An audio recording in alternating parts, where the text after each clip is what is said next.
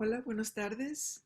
Me dio mucho gusto hablar con ustedes, dialogar con ustedes la vez que estuve en el seminario dando el módulo, una sesión del módulo de Carlos Chávez. Y me quedé un poco triste porque no pude compartir con ustedes materiales que había preparado sobre las tres piezas que Elena me pidió sobre las cuales hablar, que son el HP, Xochibili y la Quinta Sinfonía de Chávez. Espero que por lo menos les haya quedado una introducción general a la obra de Chávez y un interés por ahondar un poco más en la obra de este compositor, quizá ustedes mismos investigarla o dirigirla. Y de todos modos quisiera hacer estos videos muy informales, se los advierto, para compartir los materiales que yo había preparado con ustedes. Creo que van a tener sesiones de análisis de las tres obras en las cuales verán la partitura, las partituras con más detalle. Así es que aquí lo que quisiera hacer es dar un contexto histórico, social, en el cual podemos situar estas obras y hablar con ustedes un poco de ellas mismas sin entrar en detalles analíticos, pero sí hablando de ciertos materiales o ciertas peculiaridades de las partituras, bueno, de las obras, ¿no?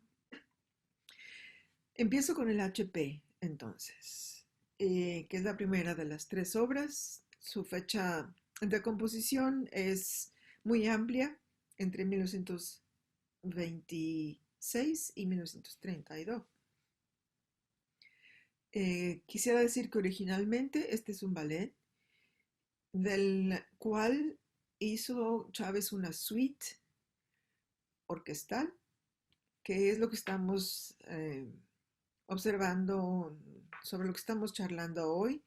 El manuscrito del ballet entero no está publicado y están, me imagino que habrá materiales y habrá partituras para dirigir, pero los manuscritos del ballet, tal como lo compuso originalmente Chávez, están en la Biblioteca de las Artes Escénicas de la ciudad de Nueva York, New York Public Library, y con excepción del segundo movimiento que no está allí. Lo que está publicado entonces es la suite orquestal que contiene los movimientos uno, 2 y 3 del ballet con ciertas modificaciones. Ok, entonces vamos a hablar del HP y empiezo con una cita de lo que Chávez le comunica a su biógrafo Roberto García Morillo antes de 1960-61. Sobre el HP nos dice Chávez: el elemento folclórico de HP es importante. Esta obra es francamente nacionalista, entre comillas, en el sentido de tratar conscientemente de presentar la esencia del estilo mexicano criollo y mestizo. Ojo, no habla de indigenismo, ¿eh? Entre paréntesis, dice él, por criollo entiendo lo español aclimatado en México. ¿Qué tanto valgan los intentos nacionalistas? Solo puede ser estimado en términos musicales. Esto es, por supuesto, algo que todos los nacionalistas decían. eh, Mi obra debe valer como música y no por su nacionalismo, sobre todo a posteriori, es decir, después de que el movimiento nacionalista pasa ya de ser lo más importante que los compositores y el público tienen en la cabeza. Bueno, sigue Chávez. Abiertamente mis años de HP y los inmediatos siguientes fueron mis años mexicanistas, pero tampoco por entero, pues en ellos están la tercera sonata de 1928 y otras obras para piano y cámara totalmente fuera de todo mexicanismo directo. Hasta aquí Chávez por lo pronto. Creo que en mi charla anterior toqué para ustedes unos fragmentos, unos cuantos segundos nada más, de obras como Los Tres Hexágonos, Solo, Unidad. ah, Creo que no toqué la tercera sonata para piano, pero en todo caso, creo que pudieron ustedes darse cuenta de que la mente de Chávez, la mente compositiva de Chávez estaba en muchos lugares al mismo tiempo, tal y como seguiría en el resto de su vida. Eso no es incidental. Eh, Hacía música jazzística, hacía música muy abstracta, hacía música surrealista, llena de humor, por ejemplo, en los hexágonos, hacía música de máquinas y hacía música con un, con un mensaje nacionalista, podríamos decir, muy deliberado. Es decir, no es cierto que le surgía a él del inconsciente la música de su patria, no es cierto. Lo hacía con gran deliberación, pensando mucho y, como les contaba yo anteriormente, lo hacía en obras públicas, en la obra más privada, la que componía, um, quizá no con una fecha y una ocasión de estreno, eh, no son nacionalistas en realidad. La obra que podemos considerar que escribía por escribirla, por un impulso creativo. Ok, vamos a hablar un poco de la génesis y las etapas en la composición de HP. Chávez, como tuvo una carrera muy importante como director y administrador, no podía dedicarse a la composición siempre a tiempo completo. Y entonces no es raro que algunas de sus obras hayan sido compuestas en un periodo de un año, 2 años, hasta tres. HP es probablemente la única obra eh, en que la composición se alargó de 1926 a 1932. Hubo obras como las tres piezas para guitarra o el segundo cuarteto que compuso dos movimientos primero y décadas después otro movimiento. Pero aquí hablamos de una obra que estuvo pensada como ballet desde un principio en cuatro movimientos y fue posponiéndose la realización total hasta que ya en realidad había que representarla. La última sección es compuesta en febrero de 1932, ya en Filadelfia, que fue donde se estrenó como ballet. El primer movimiento a ser compuesto es el que finalmente ocupó el número 4 en el ballet, según yo alcanzo a ver. Este movimiento fue compuesto en 1926, más o menos entre el verano y el otoño de 1926, junto con la danza ágil del segundo movimiento y la sandunga del tercero. El movimiento inicial, pues, o la base del movimiento inicial, fue compuesta para ser estrenada por la Composers Guild, la asociación de compositores que organizó Edgar Varèse en Nueva York, y se llamó Danse des Hommes de Machine. Título en francés porque Chávez se comunicaba en francés con Varèse. Su inglés no era muy bueno cuando empezaron sus relaciones en 1923 y se acostumbraron a comunicarse en francés y un poco en español también, que me parece que Varèse podía leer por lo menos. Eh, Estos son los años. Chávez estuvo en Nueva York en el verano de 1923 a 24, no verano, invierno de 23 a 24, y 2 años de septiembre de 26 a julio de 28, más o menos. Y en esos años, Chávez logra colocarse como parte bastante importante, parte fundamental, yo diría, de lo que era un pequeñito movimiento de la música contemporánea, de la música nueva en Nueva York. No son los grandes escenarios, no es la Filarmónica de Nueva York, no. Es un grupo de jóvenes más o menos de la edad de Chávez que están tratando de hacer algo diferente, tratando de encontrar un lugar en el siglo XX, un lugar entre Europa y América, un lugar en los Estados Unidos, en un tiempo en el que la música de los compositores nacidos en Estados Unidos no tenía un valor muy grande. La música en su mayoría era música europea.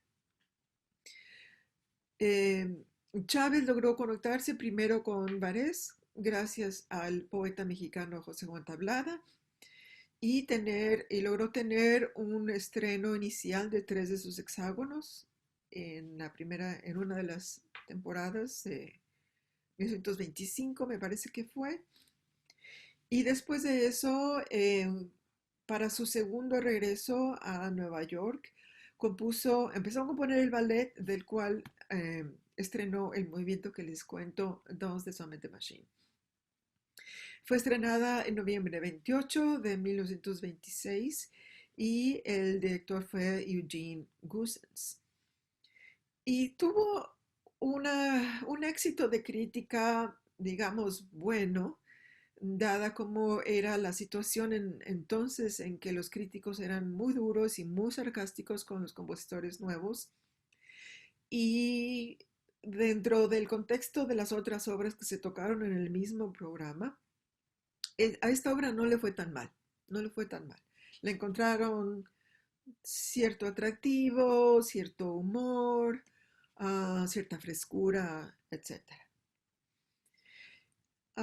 Ok, antes de entrar en materia, quisiera hablarles sobre Chávez y sus amigos mexicanos en Nueva York.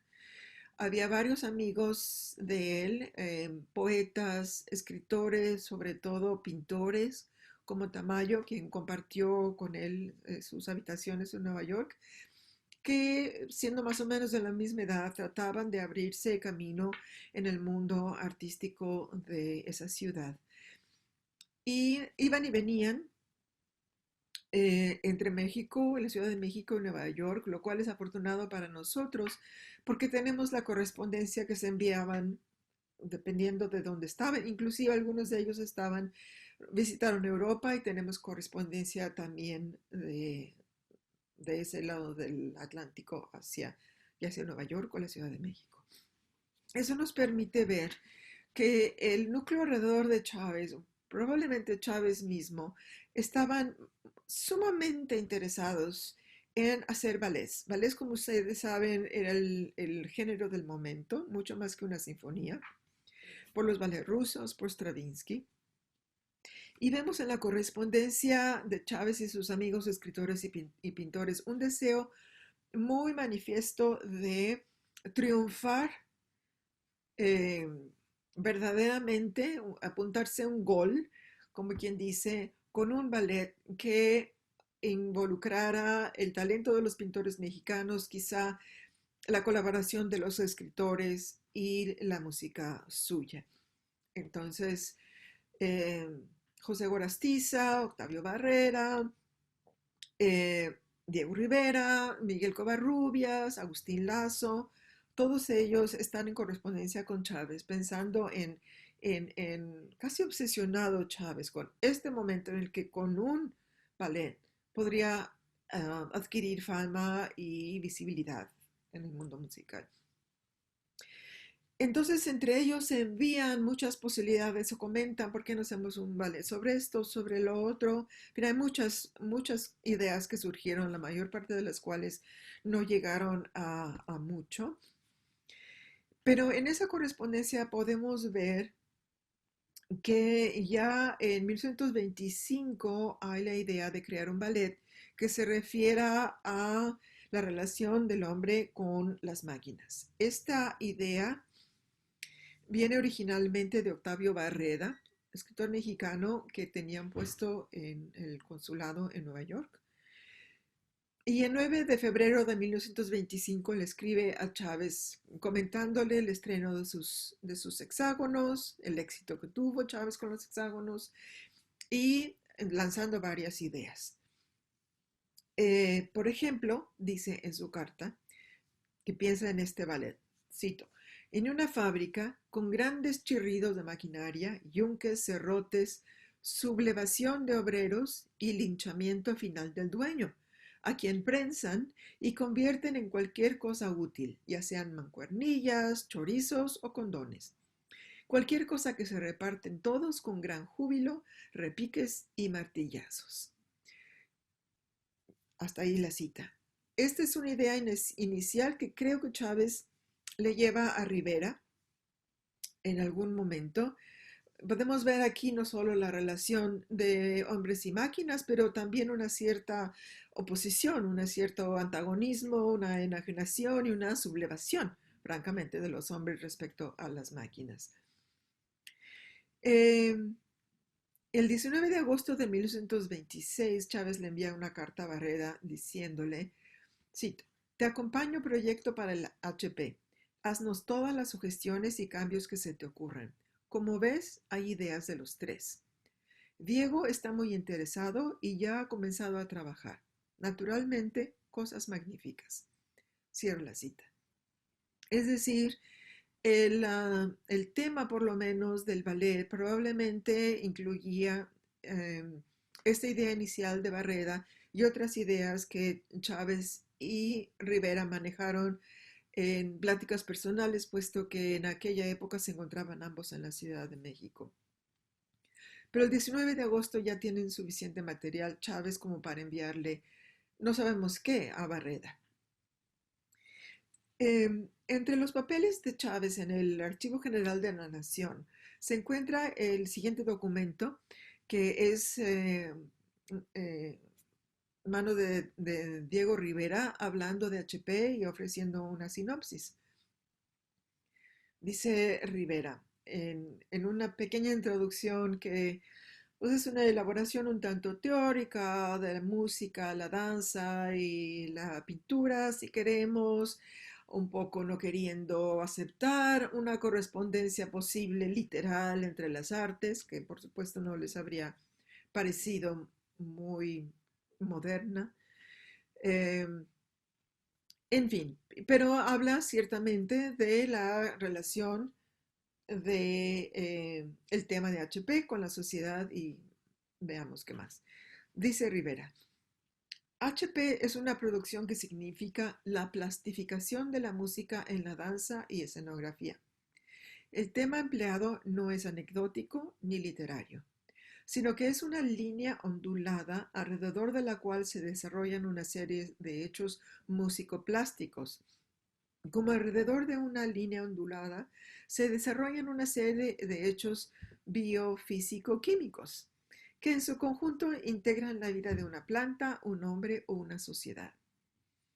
HP no es pues una exposición de ideas o una propaganda por o contra de tal o cual punto de vista estético o ético, sino un desarrollo de, aquí no se entiende muy bien la palabra, luchas plásticas y musicales cuyo tema está de acuerdo en ritmo con las aspiraciones, intereses y necesidades de nuestra existencia social.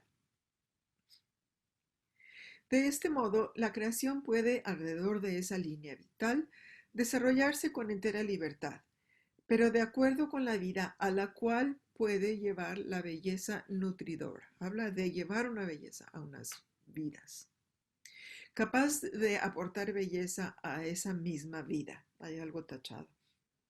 Y luego dice, un teatro es el lugar de solaz de una multitud. El arte para la multitud es el más puro, del mismo modo que el agua de una nube es el agua más pura. El arte para la multitud es el agua fecundadora de los gérmenes estéticos en la masa humana. Es decir, hay obviamente un contenido social, un destinatario social a la cual este arte llevará belleza nutridora para empezar. Luego, aquí la sinopsis de HP. Primer cuadro, un bailarín danza la danza de la vida actual, instintiva mecánica. Segundo cuadro, en un barco los hombres de América del Norte van hacia el trópico en busca de los productos de la tierra ubérrima para alimentar la civilización de las máquinas. Danzas alrededor de un marinero que hace señales con banderas, maniobras de bordo, escalas por donde suben hombres, cables por donde se deslizan bailarines, ritmos transpuestos del trabajo organizado y expresiones de la imaginación en libertad de los viajeros. Danzas de peces y de mujeres marinas, es decir, de sirenas. Tercer cuadro, desembarco en el trópico. Los productos del trópico en posesión, subrayado originalmente por Rivera, en posesión de los hombres del barco. Danzas de frutas, de los árboles, de los nativos, de los marinos. Danza del embarque y la partida. Cuarto cuadro, los hombres y las máquinas. Escena, la ciudad de la industria y la máquina transformadora de los productos naturales. Danzas al ritmo del cuadrante del reloj, marcador de los valores financieros. No olvidemos que aquí estamos en plena depresión causada precisamente por la especulación con valores financieros. Sigo. Danza de los hombres en el trabajo. Danza de la inquietud. Danza de la decisión. Danza de las máquinas, de la selva, de la ciudad, de los frutos, de los objetos manufacturados y los hombres del norte, del sur, del este y del oeste. Hasta aquí la sinopsis. Obviamente hay una conciencia de cómo los materiales, las materias primas están en el sur y las máquinas en el norte, y hay una posesión de las materias primas para manufacturarlas en algo más en el norte. Hay una idea de la presencia de valores financieros y de un reloj que marca el ritmo de la vida de los hombres en el norte. También hablan de inquietud y de decisión. ¿A qué se refiere? ¿Cuál es la inquietud? No sabemos. ¿Cuál es la decisión que se toma? Tampoco sabemos. Es decir, o no lo tenían muy claro, o sí lo tenían muy claro, pero no querían ser demasiado específicos respecto a cuál es este planteamiento o esta belleza que los del sur llevarían a los del norte. ¿Dónde quedó la sublevación de los hombres, que era la idea original de Barreda? No sabemos. Este escenario se ha interpretado en 1932 en Filadelfia como por investigadores de los Estados Unidos como una propuesta de panamericanismo en el sentido de una convivencia armónica de todo el continente.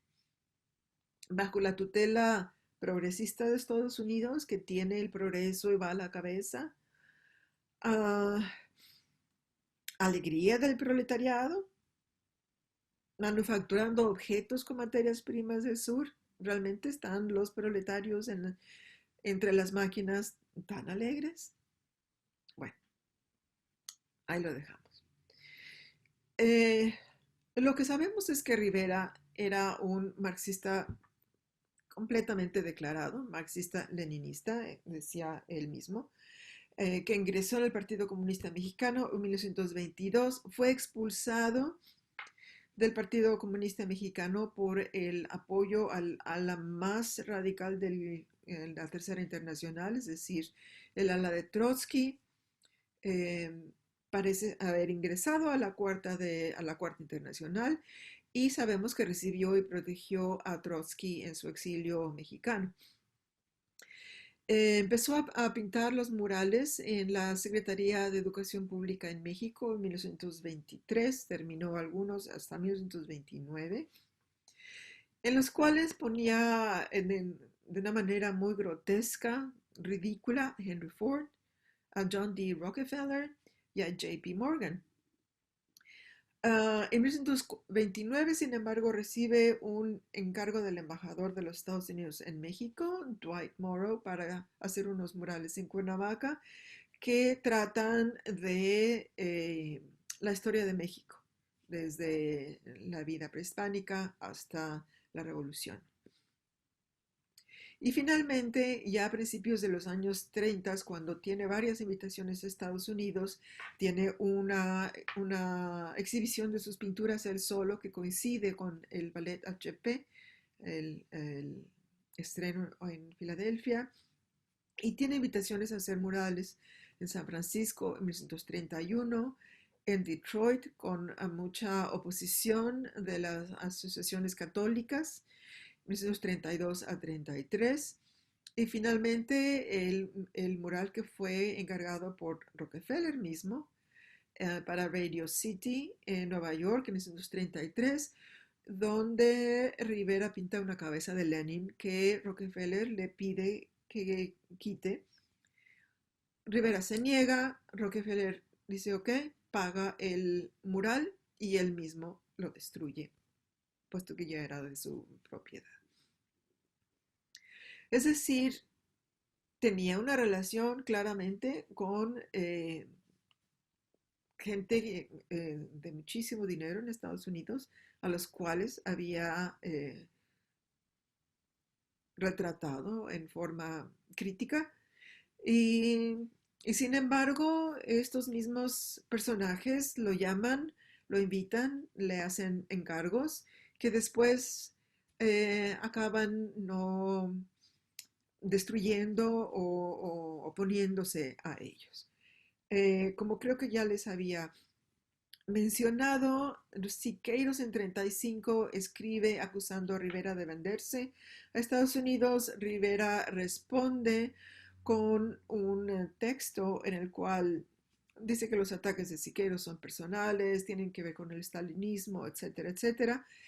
Y respecto a su posición, él dice que es un marxista-leninista. Él eh, no tiene la culpa si su arte es comprado por los norteamericanos, y a él le parece que es un mensaje que él plasma en su arte y que puede llegar a donde tenga que llegar, incluso como él está muy consciente, y lo sabemos a través de los murales, al proletariado de Estados Unidos. O sea, los murales son hechos con el dinero de los grandes financieros o dueños de petróleo en todas partes del mundo, pero siendo murales públicos también es un mensaje que llega al proletariado de Estados Unidos en esos años de la depresión, evidentemente en serias dificultades. Finalmente, creo que les comentaba, la manager, se puede decir, o la representante de Rivera y también de Chávez en Estados Unidos fue una mujer llamada Frances Flynn Payne, que iba y venía entre México y Estados Unidos. Y sabemos que en correspondencia con la esposa de Rockefeller, les dice, háganme caso, es importante que llevemos estos rojos a Estados Unidos porque así se volverán menos rojos. Um, Chávez, creo que mencioné que en estos años de 28 a 32, Chávez, por supuesto, no podía ser indiferente a los movimientos muy claros de izquierda que había en México, inclusive asociaciones de artistas de izquierda. Em, También eh, no se sabía muy claramente en los 20 qué tipo de revolución había sido la Revolución Mexicana, y la idea de la educación socialista estaba muy en el aire. Y había obvios conflictos entre los gobiernos mexicanos y los gobiernos de Estados Unidos eh, en los años 20. Más tarde, en 33, 34, sabemos que Chávez leyó mucho a Marx y a Engels, los citaba y los utilizaba en sus composiciones, en sus planes administrativos, en sus conversaciones con Paul Strand sobre la obra, eh, el, la película Pescados, que finalmente se llamó Redes, que Chávez patrocinó, etcétera, etcétera, etcétera. En ese momento sí sabemos que definitivamente leía a Marx y Lenin, por lo cual se metió en serias dificultades décadas después con el gobierno de Estados Unidos. Bueno, no tan serias. Volvamos entonces a HP. ¿Qué es lo que finalmente significa el HP? Podemos creer que no hay una posición ética o estética en particular. Es simplemente una obra que promueve el panamericanismo y la armonía hemisférica. Es posible.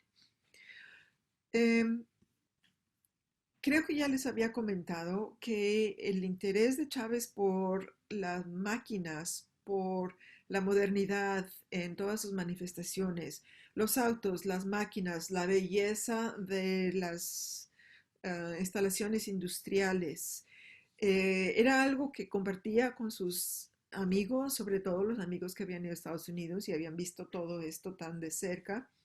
La energía, por ejemplo, le interesaba mucho. Y ya había intentado representar máquinas y energía anteriormente. Aquí tengo, por ejemplo, creo que les toqué un pedacito, pero aquí va de nuevo una obra que se llamaba originalmente HP. Este es el HP original.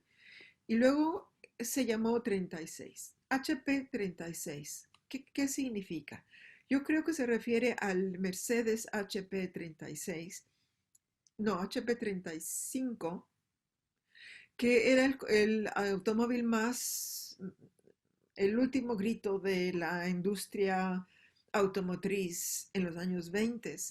Y tenía, no sé si 24 o 25 caballos de fuerza. Al escribir HP 36, Chávez, por supuesto, está yendo un paso más en el sentido de tener esta máquina suya, tiene aún más caballos de fuerza. Horsepower es lo que quiere decir, ¿no?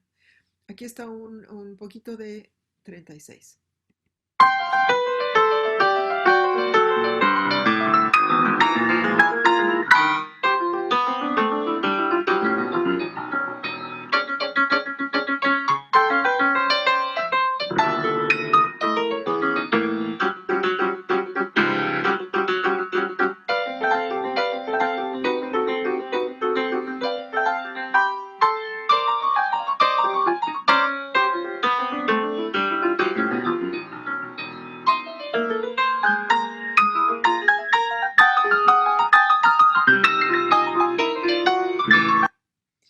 Obviamente el movimiento mecánico, los pequeños ostinati, los motivos rítmicos que se reiteran, eh, son indicadores de las máquinas. También hay algunas melodías reconocibles, ah, de manera que esta contraposición de lo estrictamente mecánico con lo melódico está ya allí.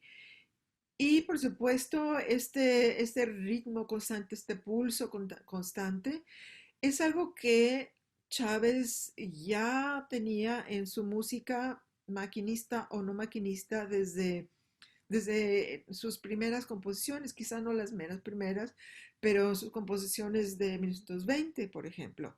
Es parte del estilo de Chávez que además se ve en Xochipilli, se ve en la Quinta Sinfonía, se ve en todos lados y es un recurso estilístico que Chávez puede utilizar para significar um, todo tipo de cosas. Es uno de sus recursos polisémicos. En 1925, en respuesta a una invitación de precisamente Varés para enviar más música, Chávez escribe Energía para 9 instrumentos. De nuevo, aquí pensando en Varés, Nueva York, el movimiento de música contemporánea y la representación de la energía en abstracto o energía mecánica. Aquí va un poco de dos de las secciones de energía que me gustaría tocar, no solo para recordarles que ya estaba interesado en las máquinas y la energía y su representación, sino también porque algunos de estos recursos vienen un poco también en el HP en uno de los movimientos. No es literalmente, pero es esta misma exploración. Aquí está el principio de energía.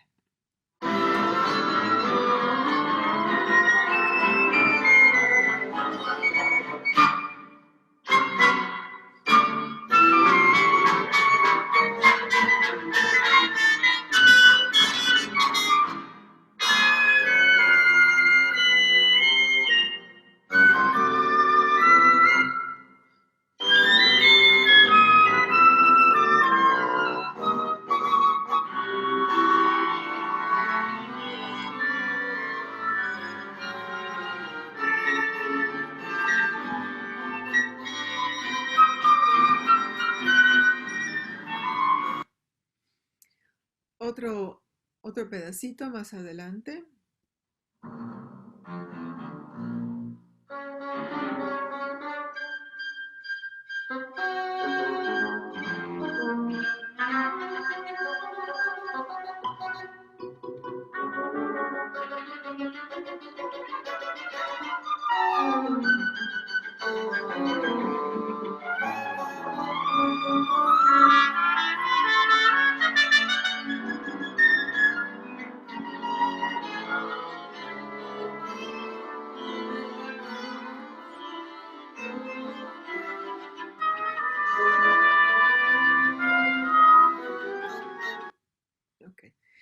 Es una obra, como quizá puedan oír, muy varesiana, interesante, no ha sido estudiada para nada y se toca muy, muy poquitito.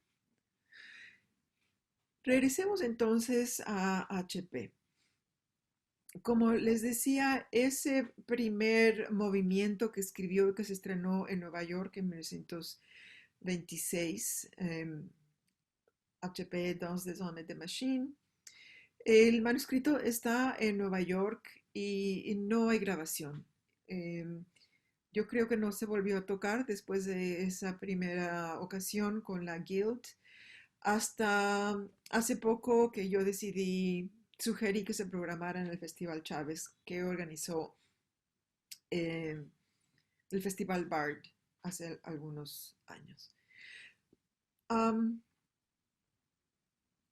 pero lo que sí puedo decirles es que el cuarto movimiento del ballet, que repito, no está en la suite, está basado, o por lo menos toma este movimiento que es más pequeñito y luego lo amplía hasta hacer el cuarto movimiento del ballet. Lo que tenemos entonces es el manuscrito del cuarto movimiento del ballet que está en la biblioteca en Nueva York, que no ha sido grabada todavía. El ballet como ballet no fue grabado tampoco nunca, excepto cuando Robert Parker está escribiendo su libro sobre Chávez en 1980 y pico. Tiene uh, una entrevista o un intercambio epistolario con Mata, que dice estar a punto de grabarlo con una orquesta en Londres. Si existe esa grabación o si no se llevó a cabo, no podría decirles. Es una lástima que el ballet completo no lo tengamos ni en partitura ni en grabación. Lo que sí existe, sin embargo, es una versión de los cuatro movimientos del ballet para dos pianos. Mm, no podría yo decir, y ese manuscrito está en Nueva York, y no sé si a partir de ese manuscrito o a partir de otro manuscrito, María Teresa Rodríguez y Tonatiuh de la Sierra hicieron una grabación del ballet para dos pianos. Eh, Ahí podemos constatar que el cuarto movimiento, dos cosas, está completamente basado, retoma pues el movimiento, el dance, la dance original, y lo que está grabado corresponde fielmente a la partitura orquestal que está en Nueva York. Es decir, tenemos una grabación del cuarto movimiento, eh, de alguna manera. Am, voy a tocar eso para ustedes y em, es obvio que en un principio hay motivos repetidos, ostinati, que bien pueden representar los movimientos mecánicos y repetitivos de una máquina en una fábrica, y entremezclados están fragmentos que de carácter mucho más melódico, que por su perfil rítmico y melódico podemos decir que son melodías mexicanas, no sé si citas literales o citas de estilo, pero da lo mismo. Y en los tres primeros minutos, si hay conflicto no es muy evidente, más bien parecería una danza efectivamente entre los hombres y las máquinas, etcétera, etcétera, etcétera. Voy entonces a tocar esos primeros 3 minutos para ustedes.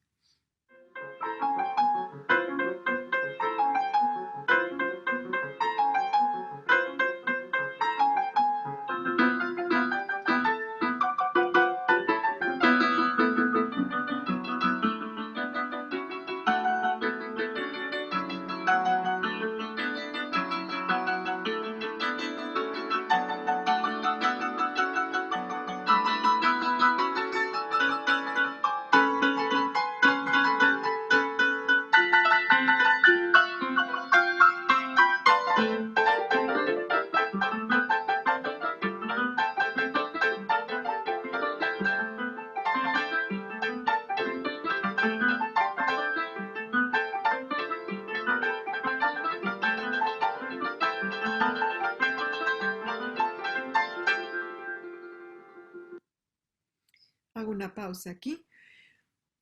Danza amable hasta este momento, claro. Aunque en 1926 era muy evidente el contraste, quizá para nosotros es menos. En este momento hay una interrupción del discurso que lleva Chávez hasta ahora. Empezamos con un trino sostenido que da una impresión de tensión o expectativa, quizá, y luego la intervención de motivos que son bastante percutivos, que da la impresión de algo quizá más violento. ¿Qué significa? ¿Es esto un momento de la danza de la inquietud, de la danza de decisión? No podemos saber, por supuesto. Esas son las palabras de River describiendo este movimiento, pero no sabemos exactamente en dónde está la inquietud al respecto de qué o cuál es la decisión. Las melodías van a regresar. Va a haber melodías bien claras, melódicas, sobre ostinatos, desarrolladas en general por secuencia. Y de nuevo la disrupción del discurso. Viene un motivo en quintillo que es muy claro y que se va a repetir y se va a retomar también en el primer movimiento del ballet.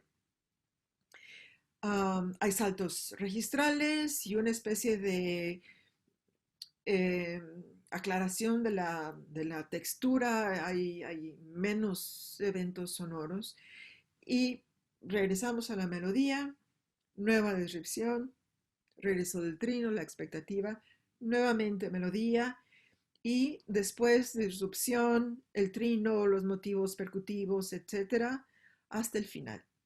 Es decir, el movimiento y por lo tanto el ballet terminan con una clara disrupción del discurso musical. Aquí está entonces el resto de este cuarto movimiento original de HP.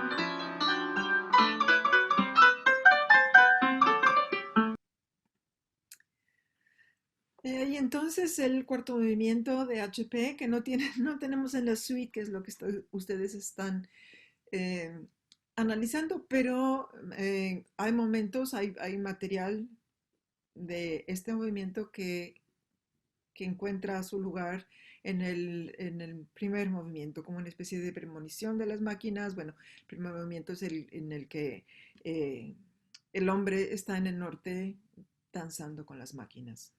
Evidentemente es apropiado tener música de máquinas. Voy a hacer una pausa aquí. Chao.